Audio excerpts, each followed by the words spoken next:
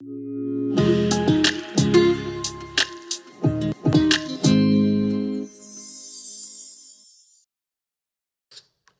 bonjour tout le monde, on est bien content de vous voir ici ce matin. Vous êtes en forme tout le monde?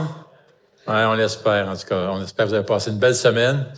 Et puis, salutations aussi à ceux qui nous écoutent en ligne. Une nouvelle église s'est ajoutée. Vous savez, il y a quelques églises aussi qui nous écoutent. Il y a des individus qui nous écoutent un peu partout, mais dans la francophonie, mais aussi il y a des églises. Et puis, une nouvelle église cette semaine nous a écrit pour nous demander la permission de diffuser nos services et tout ça. C'est à Matane. Donc, salutations à eux. Bien content. Et puis, comme annoncé, depuis quelques semaines, à l'occasion de Pâques, on fait une mini-série de messages sur certains repas que Jésus a eus avec des gens à son époque et aussi un repas qu'il va avoir avec nous plus tard. On appelle cette série des repas plus que parfaits. Ça vous dit quelque chose, hein? Ah oui, vous pensez au souper presque parfait. Mais vous savez, avec Jésus, les soupers sont toujours parfaits. Parce que tu es avec le Seigneur Jésus. Parce que chaque repas passé avec Jésus est vraiment une occasion de grandir dans la foi. Et vous savez, partager un repas, c'est très important. Et c'était important à l'époque, particulièrement, ça l'est encore aujourd'hui, mais c'est une belle occasion de connecter avec les gens. Et puis, à cette époque-là, c'était vrai aussi. C'était une bonne façon de faire connaissance, mais c'était également une belle façon de s'édifier ensemble, mutuellement, et de grandir.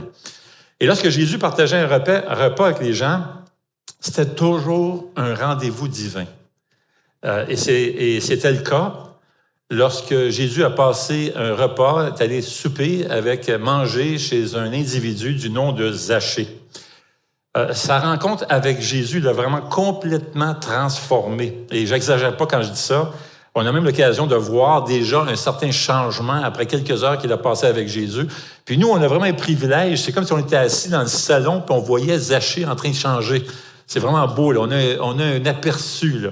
C'est comme si on était chez lui. Et c'est ce que fait Jésus dans la vie des gens. Si seulement les gens savaient et découvraient la vie que Jésus nous offre. Est-ce que j'entends des amen ici? Hein? Absolument. Et le passage qu'on va voir ce matin est immensément important. Car on voit quelqu'un qui, à première vue, avait vraiment la vie abondante. Il avait tout ce qu'il voulait, là, vraiment. Là. Il avait vraiment tout ce qu'une personne pouvait désirer en termes de confort et de richesse.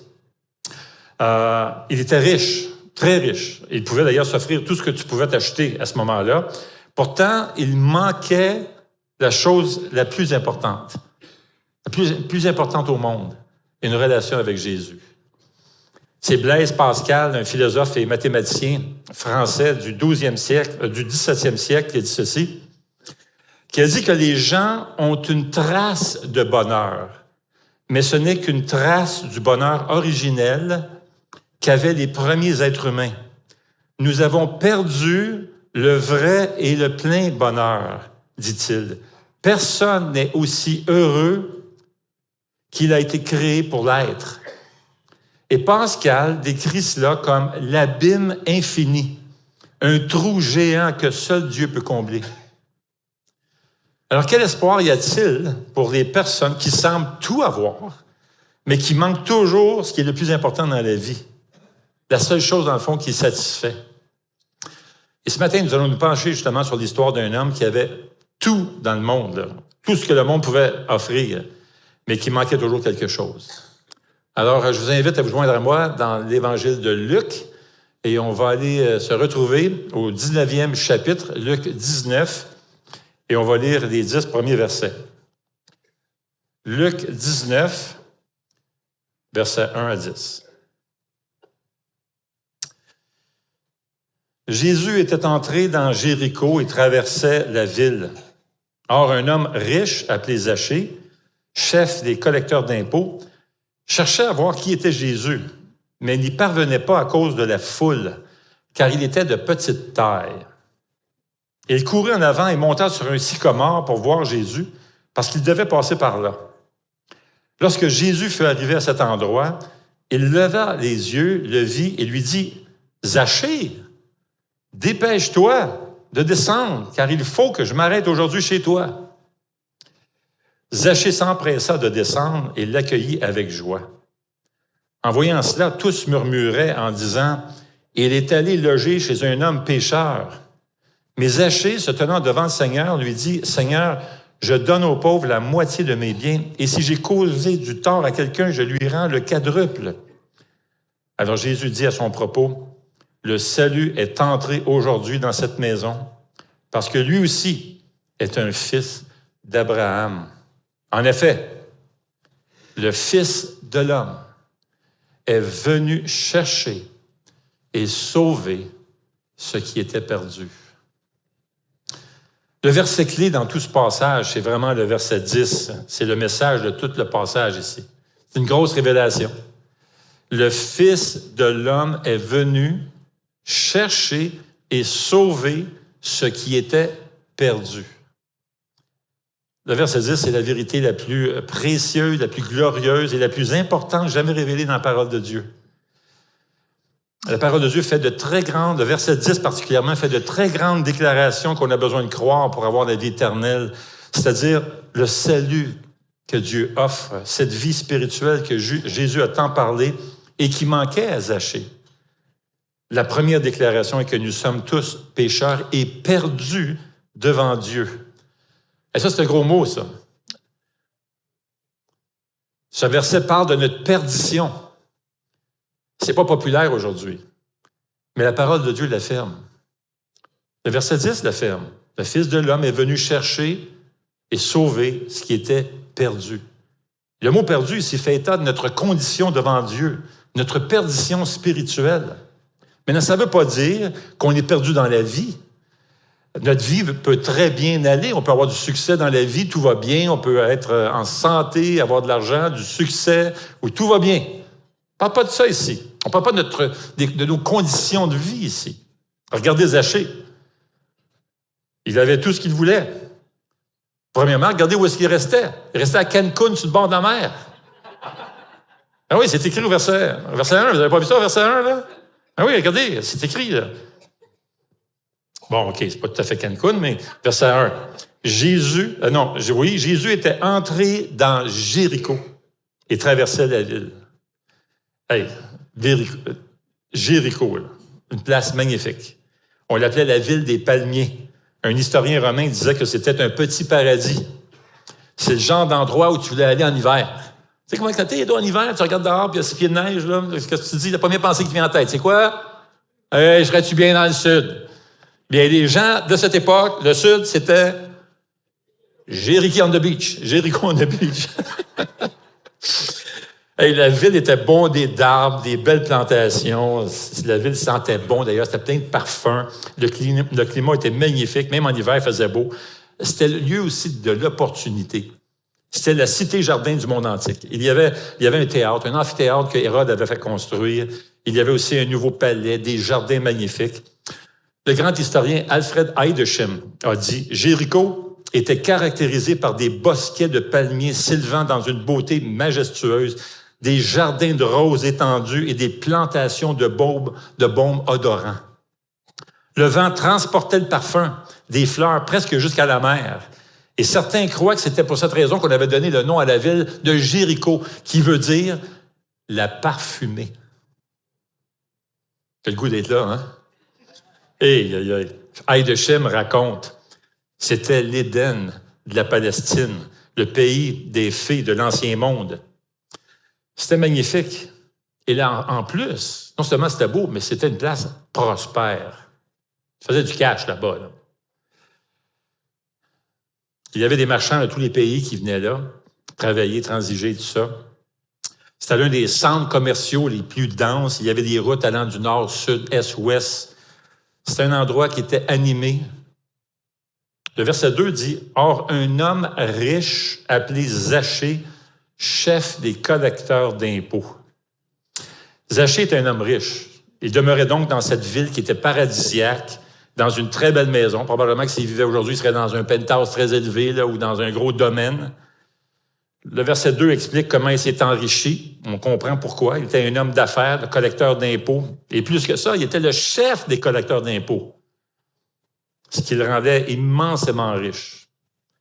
faut comprendre que Jéricho était l'un des 3 centres commerciaux régionaux d'imposition en terre d'Israël. Tu avais le nord qui était Capernaum, tu avais le milieu qui était Césarée, puis tu avais le sud, tout le sud du pays qui était Jéricho. Alors, cette ville comptait plusieurs collecteurs d'impôts. La perception d'impôts fonctionnait avec des franchises à ce moment-là. Pour avoir une franchise fiscale, il fallait que tu l'achètes à Rome. Et Rome fixait un certain montant que le collecteur d'impôts devait payer. Et tout ce qu'il pouvait collecter d'autre, ça lui appartenait. C'était à lui. Tu pouvais le garder. Alors, vous pouvez imaginer que c'était vraiment une formule parfaite pour de la corruption puis de l'abus, là. Il y avait plusieurs façons de taxer à cette époque-là. Les gens c'était rendu que les gens n'avaient aucune espèce d'idée ce qui était censé payer en taxes. C'était tellement rendu complexe. Il y avait des impôts de base, un impôt individuel, un impôt foncier, 1/10 de tout le céréal et quelque chose d'équivalent au céréal, 1/5 du vin, de l'huile. Il y avait donc des impôts fixes, des impôts sur le revenu. Et au-delà de ça, c'était possible de taxer aussi tout ce qui pouvait l'être. On pouvait taxer le commerce et tout le monde. On pouvait taxer non seulement le commerce, mais tout le monde. Écoutez, on pouvait taxer même chaque roue de ta charrette, chaque animal qui tire la charrette, chaque essieu de ta charrette, chaque produit acheté et vendu, toutes les manières inimaginables. Et Jéricho, c'était une ville frontalière avec un poste de douane, alors les gens devaient s'arrêter de payer les impôts. C'était l'une des villes les plus riches de la Palestine. Les recettes fiscales de Jéricho étaient phénoménales. Alors, vous pouvez comprendre que les collecteurs d'impôts s'en mettaient plein les poches, car ce qu'ils payaient à Rome n'était qu'une partie de ce qu'ils collectaient réellement. C'était vraiment une business, là. Et comme chef des collecteurs d'impôts, le Zaché, là, le boss, le gars en haut, là, la pyramide, là. C'est Zaché qui passait les contrats pour les ventes et les clients et qui engageait les collecteurs d'impôts pour collecter l'argent. Ces gars-là travaillaient tout pour lui. C'était pas juste un simple collecteur d'impôts, c'était le superviseur, le gars en haut de l'échelle. Il était le chef du cartel fiscal. Donc, quand on parle d'un pécheur qui est perdu, on ne parle pas nécessairement de quelqu'un qui a des problèmes dans la vie, là, avec des problèmes de conditions de vie, là. Le gars, il vivait là, comme la grosse affaire, là. À première vue, là, c'était le gars là, qui avait réussi dans sa vie. Aujourd'hui, si Zaché vivrait, là, s'il vivait, là, il serait sur TikTok en train de donner un cours comment devenir millionnaire en 10 jours. Comment acheter des actions, comment à la bourse, comment acheter des bitcoins. Ça serait lui, ça. Zaché. Aux yeux des gens, tout peut bien aller. Mais c'est pas la même chose devant Dieu. Zaché était immensément riche. Au-dessus de ses affaires, il demeurait dans une belle propriété, dans une ville paradisiaque. Il avait tout ce que le monde pouvait désirer. Mais si Zaché était riche devant les gens, il était pauvre devant Dieu. En fait, il était spirituellement en faillite. Séparé de Dieu, loin de Dieu. Et la parole de Dieu dit que c'est notre condition, ça, devant Dieu. Maintenant, j'ouvre une parenthèse que je vais fermer très vite. Pas de problème avec les impôts, là. Jésus ne critiquait jamais les impôts. D'ailleurs, c'est une noble vocation que de travailler comme collecteur d'impôts. J'avais un collecteur d'impôts, moi, qui venait de notre église à Laval-Est. Quand longtemps que j'étais là, j'étais pasteur là-bas, puis c'était notre trésorier. Hey, laisse-moi dire que les chiffres, c'était comme, wow! Le gars, chic type, super. Le problème n'est pas là. Même Jésus a dit, rendez à César ce qui est à César. À l'époque de l'Ancien Testament, Israël, d'ailleurs, fonctionnait grâce à tout un système d'impôts qui avait été bien établi, où les Juifs payaient environ 23 1/3 d'impôts, pourcentage d'impôts, pour financer le gouvernement. Puis le Seigneur a institué l'impôt parce qu'il a institué le gouvernement. Alors, les pouvoirs en place sont ordonnés par Dieu. Le problème, par contre, c'est avec les abus, la corruption, la malhonnêteté, le crime, et le fait de soutirer de l'argent des gens par de la force physique, comme qui se faisait à Jéricho. On pouvait te battre si tu ne payais pas, là. Tu avais des soldats romains et tout ça avec toi. C'est comme le gars, il y avait comme le pouvoir incroyable. Tu ne pouvais rien faire, là. C'était violent, même. On comprend donc pourquoi les gens haïssaient vraiment les collecteurs d'impôts. On les traitait comme de la souillure. Ils n'avaient même pas le droit d'aller à la synagogue. On les rejetait. Puis tu ne pouvais même pas te tenir avec eux autres. C'était des gens reconnus comme des pécheurs. Eux autres, c'est des gens souillés, les impurs. Tu n'as pas d'affaire à te tenir avec ces gars-là. Là. Puis ils ne vont surtout pas manger chez eux. Là. Alors, c'était des gens qui étaient vraiment rejetés, méprisés par la communauté juive. Mais Jésus arrive en ville. Il arrive. Puis là, il y a du monde qui le suivent. Et mon ami, il y a du monde qui le suit parce que premièrement, c'est Pâques bientôt. Alors, les gens, tu as la foule qui descend parce qu'il fallait, c'était une des fêtes juives, 3 fêtes juives où il fallait que tu te déplaces, indépendamment où tu restais en Israël. Il fallait que tu te déplaces, tu te rendes jusqu'à Jérusalem pour célébrer la fête de Pâques. Alors, les gens étaient là, il y avait la foule. Et non seulement ça, à ce point-ci, Jésus est pas mal connu, là. Il a fait des miracles, des guérisons dans plusieurs villes. Alors, la foule le suit. Et puis, non seulement ça, c'est que la rumeur de la résurrection de Lazare s'est fort probablement rendue à Jéricho. Parce que c'était vraiment pas loin. Jésus a ressuscité un mort. Donc, tout le monde voulait le voir. C'était, mon ami, on le suivait, là. Comme la foule, Zachée voulait aussi voir Jésus passer à travers la ville. Alors, qui se rend à Jérusalem. Alors, on peut lire au verset 3, Zachée cherchait à voir qui était Jésus. Mais il n'y arrivait pas à cause de la foule. Et je peux vous laisser une affaire. Je peux vous dire une chose, c'est que la foule ne le laissait certainement pas passer. Là.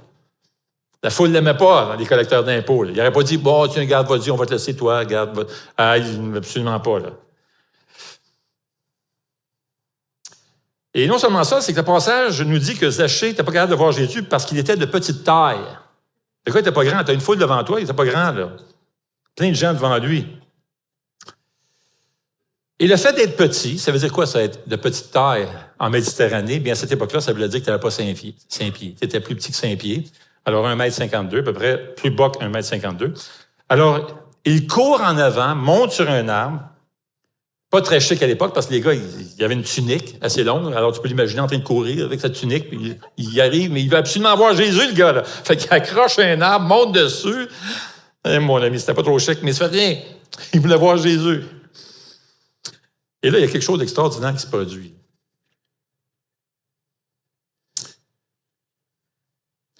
Verset 5. Lorsque Jésus fut arrivé à cet endroit, il lève les yeux, imagine. Tu as une foule, c'est plein de monde. Et là, Jésus lève les yeux. Vois-tu pas un gars dans un arbre? Hey, c'est beau pareil. Et Jésus l'appelle par son nom. Il dit, Zachée. Il n'a pas dit, qu'est-ce que tu fais là? Non, non, Zachée. Descends.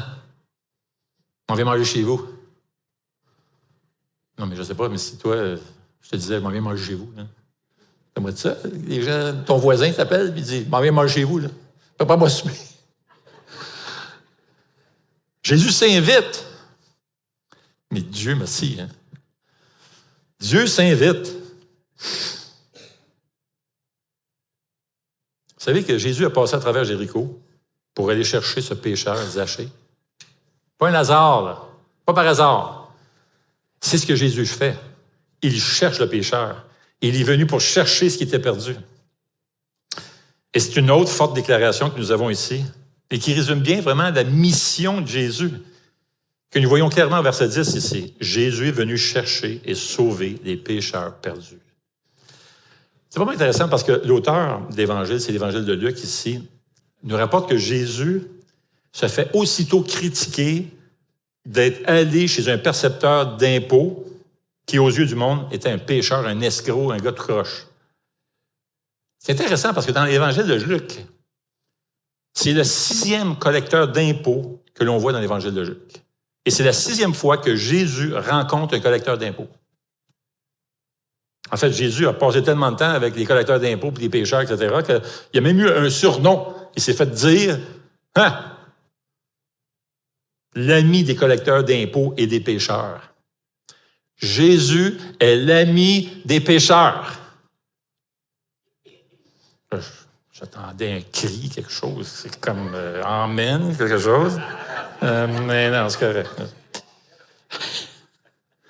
Jésus est l'ami des pécheurs. Ah, oh, yes! Et Dieu cherche et sauve ceux qui sont perdus. Et ça correspond à la nature de Dieu. C'est Dieu, ça. Et ça a commencé au Jardin d'Éden. Vous vous en souvenez, l'histoire du Jardin d'Éden, là? Adam avait péché, puis il se cachait, là, quelque part, dans un buisson. Il ne voulait pas se faire voir par Dieu. Puis Dieu s'en va chercher Adam, puis Ève. Où es-tu, Adam? Il va le chercher. Ça, c'est propre à Dieu. Ésaïe 34, Ézéchiel 34, 16 dit, « J'irai à la recherche de celle qui est perdue. Je ramènerai celle qui est égarée. Je penserai celle qui est blessée et j'assisterai celle qui est affaiblie. » Dieu est à la recherche de ceux qui sont perdus. Et c'est essentiel pour chacun d'entre nous de le voir et de le saisir. C'est le grand plan de Dieu. Parce que Romains 3, 11 nous dit que personne cherche Dieu. Pas dans notre nature. On a un cœur fermé. C'est pour ça qu'on a besoin de vraiment être reconnaissant envers Dieu, de nous chercher. La Bible affirme que nous sommes spirituellement aveugles en raison de notre péché. C'est pour ça qu'on ne peut pas chercher Dieu. Il n'y aurait aucune réconciliation, pas de salut, pas de pardon, pas d'espoir, de paradis si Dieu ne nous cherchait pas. C'est Dieu qui nous cherche. Dieu cherche. Dieu sauve ceux qui, en dehors de lui, se cacheraient de lui, tout comme Adam et Ève, fuyant sa présence sans être capable de se tourner vers lui pour le poursuivre. Et c'est ce qu'on voit ici. Jésus est le chercheur. Jésus est le chercheur.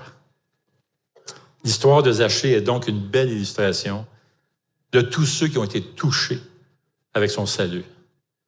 Voici un homme qui se trouve dans cette foule, assis sur un arbre. Et sans le réaliser, il a un rendez-vous divin avec Jésus, le chercheur et le sauveur qui le voit, qui le nomme et qui lui dit « Je viens dans ta maison ». Zachée ne savait pas, mais c'était son jour de salut. Il dit au verset 10, « Le Fils de l'homme est venu ». Vous voyez l'expression ici? Il est venu. Ça fait référence à son incarnation, ça. Il n'est pas venu juste à Jéricho, non, il est venu dans le monde. À sa naissance, il est venu, il s'est incarné dans le but de chercher, sauver. Et le mot « chercher » signifie vraiment « poursuivre ». Dieu est à la poursuite du pécheur. Moi, je me rappelle, lorsque la première personne qui m'a parlé d'Évangile, c'était une de mes premières copines. C'était pas la première, c'était une des premières copines. Et puis, elle m'a présenté l'Évangile. Je l'ai laissé, abandonné. J'ai cassé, je ne sais pas si on dit encore ça aujourd'hui, j'ai cassé avec elle, j'ai rompu notre fréquentation. Pourquoi? Parce qu'elle était chrétienne. J'avais un cœur dur. Et Dieu me poursuivait. Il est revenu quelques temps après. J'ai rencontré quelqu'un à Montréal, on s'en allait dans une fête, là, Saint-Jean-Baptiste, dans le bas de la ville. Là, il y a un gars, un étranger qui m'accoste là, sur le trottoir, commence à me présenter l'Évangile. J'étais avec Lise. On se fréquentait à ce moment-là. Il me présente l'Évangile. Ça n'a pas été plus loin. Encore le cœur dur. Quelques temps après, un de mes clients à 200 kilomètres de chez nous, ici, à Gatineau, au bout du monde, Gatineau. J'étais un gars de Montréal. Gatineau, c'est loin. Bon, aujourd'hui, c'est chez nous, mais c'est proche. Et là, c'est un de mes clients. Gatineau, 200 quelques kilomètres de chez nous, qui me présente l'Évangile. Aïe, aïe, aïe, Seigneur. 3 fois, 2 fois, j'ai dit non, je veux rien savoir. 3 fois, Dieu me poursuivait.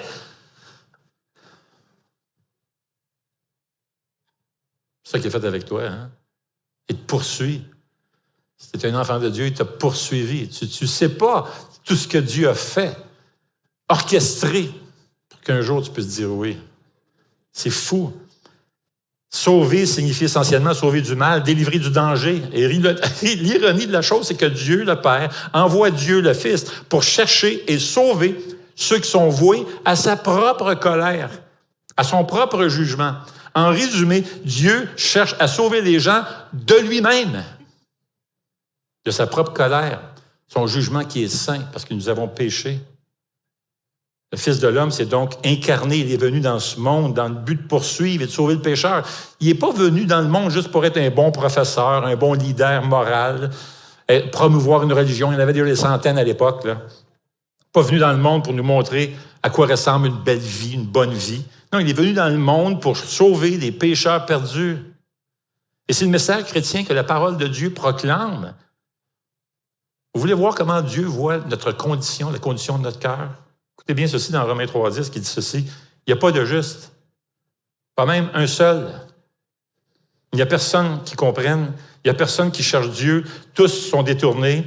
Il n'y a personne qui fasse le bien. Il n'y en a pas même un seul. Ils ne connaissent pas le chemin de la paix et la crainte de Dieu n'est pas devant leurs yeux. Ça, c'est notre cœur, ça. C'est la raison pour laquelle Dieu a envoyé son Fils, Jésus, pour sauver les perdus de sa propre colère et pour les préserver sains et saufs, pour les emmener dans la joie au paradis et être avec eux pour l'éternité. Et Dieu cherche à sauver les pécheurs pour sa propre joie. Dieu trouve une grande satisfaction à rétablir les pécheurs. Luc 15,7 dit ceci, que le ciel se remplit de joie lorsque une seule personne se repent et revient à Jésus-Christ. Une seule personne. Il y a la joie au ciel. C'est le party au ciel. C'est la fête. Ésaïe 62,5, tellement une belle image. Ça dit, tout comme la fiancée fait la joie de son fiancé, tu feras la joie de ton Dieu. C'est beau, ça? Quelle image? Moi, s'il y a une émotion qu'on voit lors des mariages, c'est quoi? C'est la joie. C'est la fête. Ça danse, c'est la joie, on est content. Pourquoi? Parce qu'il y a ce couple-là en amour et qui se joignent ensemble. Eh bien, Dieu trouve cette joie-là, cette excitation dans la restauration d'un pécheur. L'Ancien Testament dit même que Dieu crie de joie. Il est exubérant. Dieu cherche le pécheur. Et si tu n'es pas encore venu au Seigneur Jésus-Christ, si tu n'as pas dit oui au message de l'Évangile, oui à Jésus, je te le dis, Dieu te cherche, là. Dieu te cherche. Car c'est Jean qui a dit, nous l'aimons parce qu'il nous a aimés de premier. Et c'est exactement ce qui se passe avec Zachée. De nulle part, Jésus le cherche. Luc nous raconte l'histoire de Zachée, mais c'est en réalité l'histoire de Dieu qui cherche le pécheur pour le sauver. Et c'est ce que fait Jésus. Jésus regarde Zachée, il l'appelle par son nom. Zachée, dépêche-toi de descendre, car aujourd'hui, je vais être chez toi. Imagine-toi, là, tu as la foule.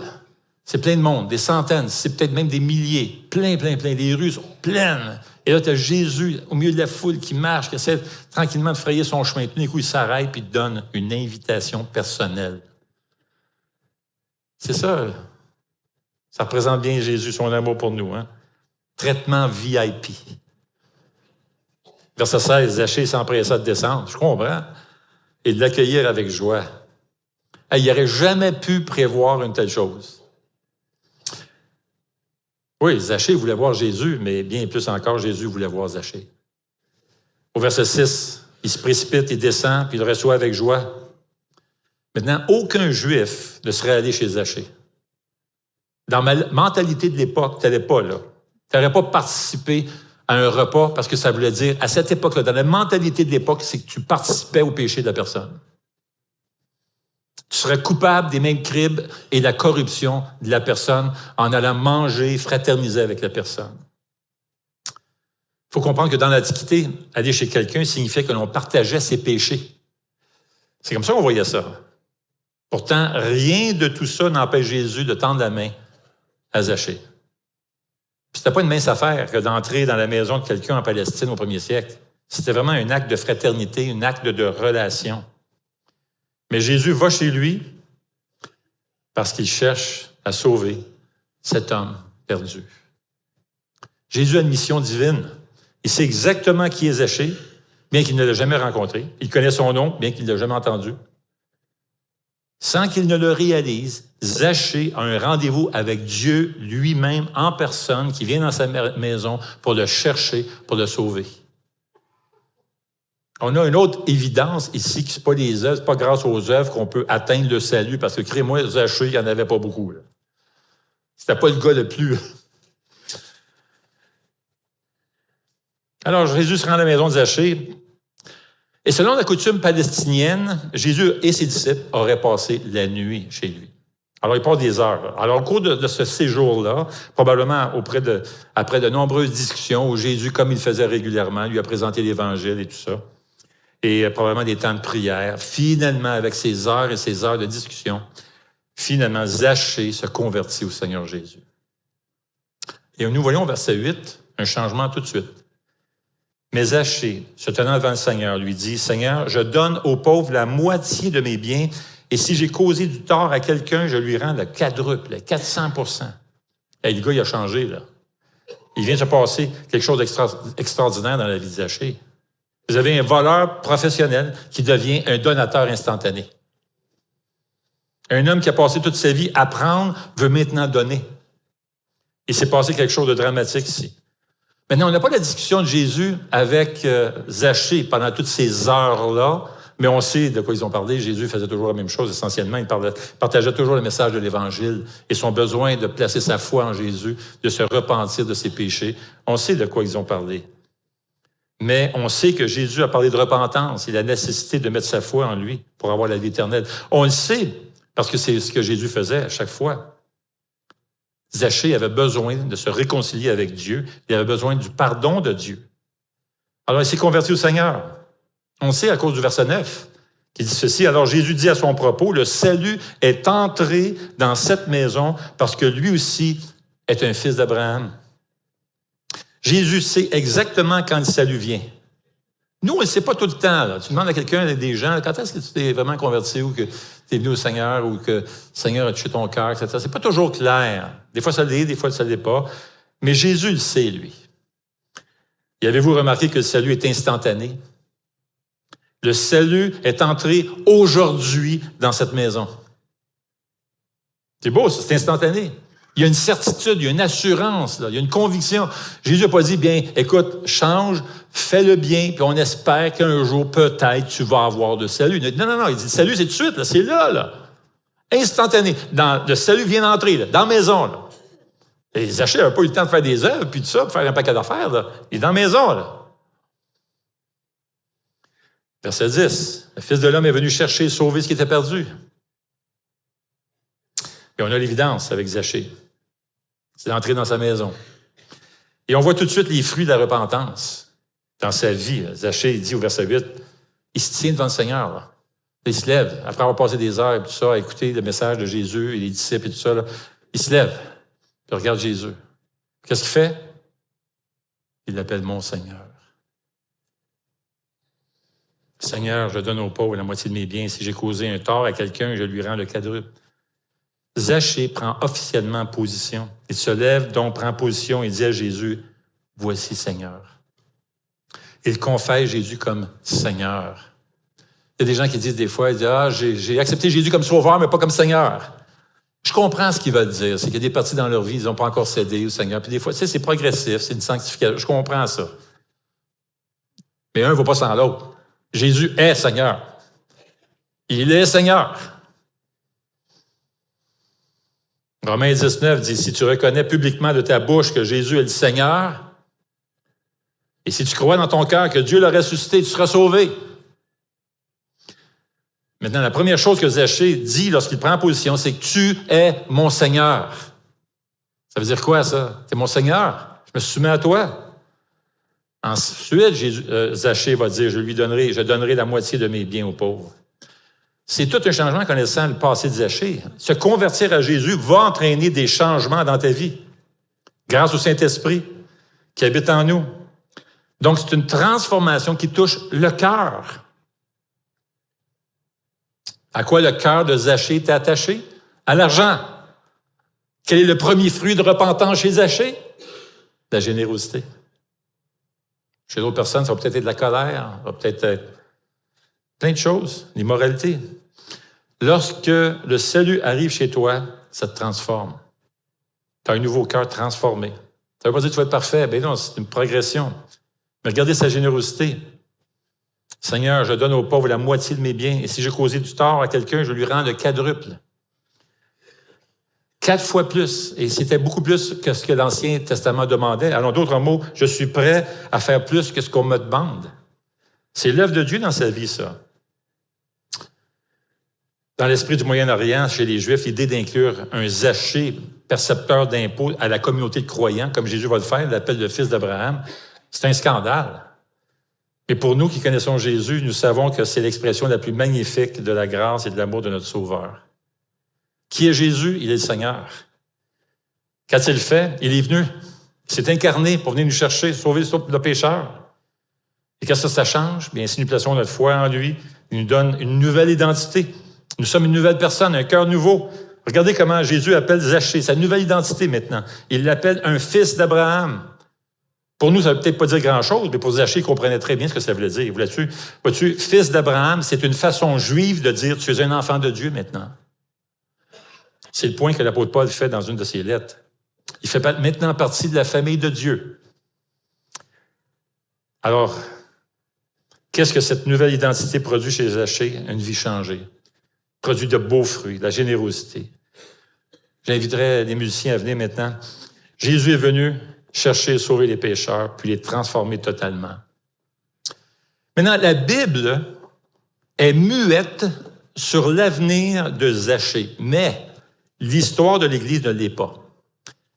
L'évêque d'Alexandrie, Clément, dans ses écrits qui existent encore aujourd'hui, qu'on peut lire, mentionne que Zachée a continué fidèlement à grandir dans le Seigneur.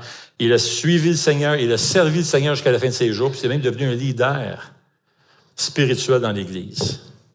Nous sommes tous dans le même état que Zachée. Nous avons besoin d'un prophète de Dieu qui vienne nous dire la vérité. On a besoin d'un prêtre de Dieu qui vienne nous donner accès à Dieu. Nous avons besoin d'un roi qui vienne nous guider, nous protéger, prendre soin de nous. Et nous avons besoin d'un bon berger qui vienne nous nourrir, nous guider. Et tous ces besoins nous renvoient à Jésus-Christ. C'est Jésus qui nous purifie, nous libère du péché, nous donne la lumière, l'instruction, la vie éternelle.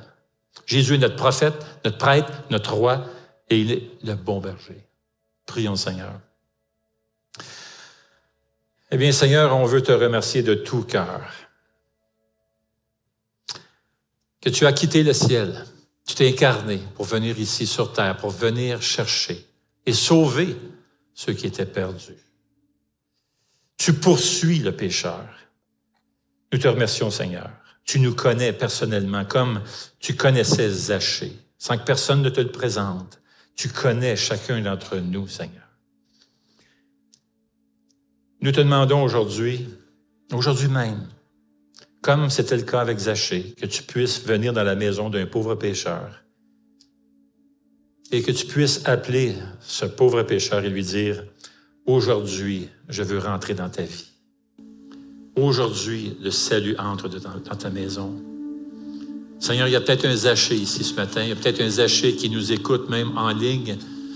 Et on te prie, Seigneur, que tu puisses toucher son cœur par la puissance de ton esprit.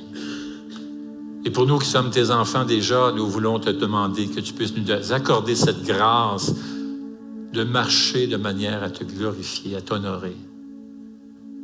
À marcher étant conscient de tout ce que tu as fait pour nous, que tu nous as poursuivis parce que tu voulais être avec nous pour l'éternité dans la gloire. Te demandons ces choses au nom précieux et glorieux de Jésus. Amen.